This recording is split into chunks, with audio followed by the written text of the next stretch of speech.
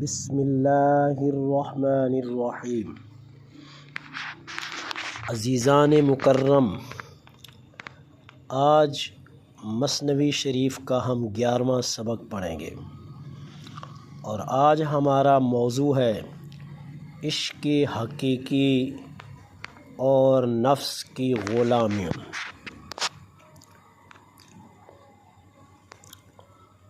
اس کا پہلا مصرع: عشق آن شعلہ است که اندر نی افتاد، گر تراود در جہان خرمن نہاد۔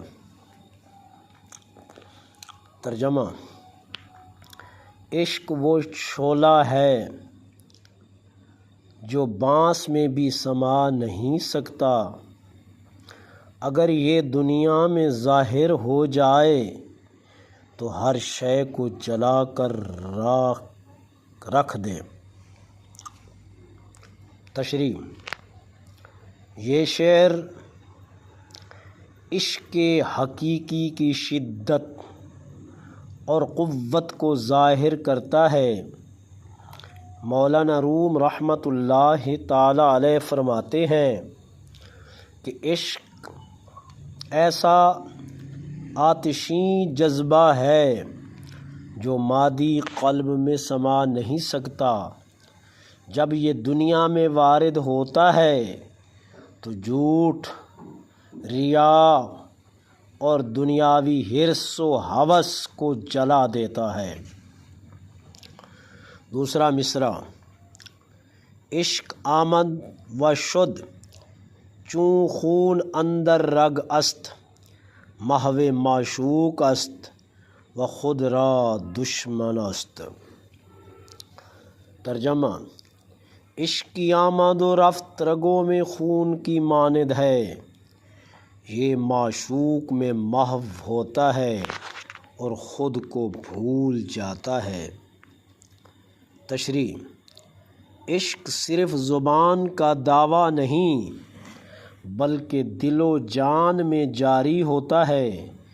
جیسے خون رگوں میں دوڑتا ہے، ویسے ہی عشق عاشق کی ذات میں رچ بس جاتا ہے۔ عاشق اپنی ذات کو بھول کر صرف محبوب حقیقی کو یاد رکھتا ہے۔ تیسرا مصرع: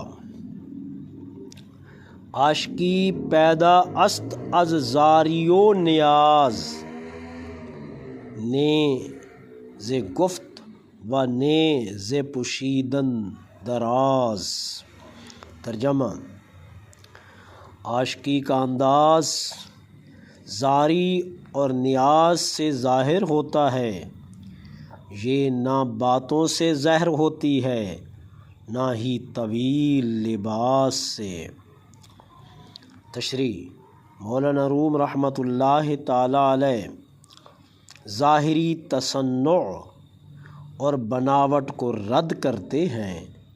اصل عشق دل کا تقاضا ہے جو عاجزی، گریہ و زاری اور انکساری سے نمایاں ہوتا ہے، نہ کہ لمبی باتوں یا ریاکارانہ حلیہ سے۔ چوتھا مصرع: نفس از دہا است او کہ مردہ است، از غم بی آلتی افسردہ است۔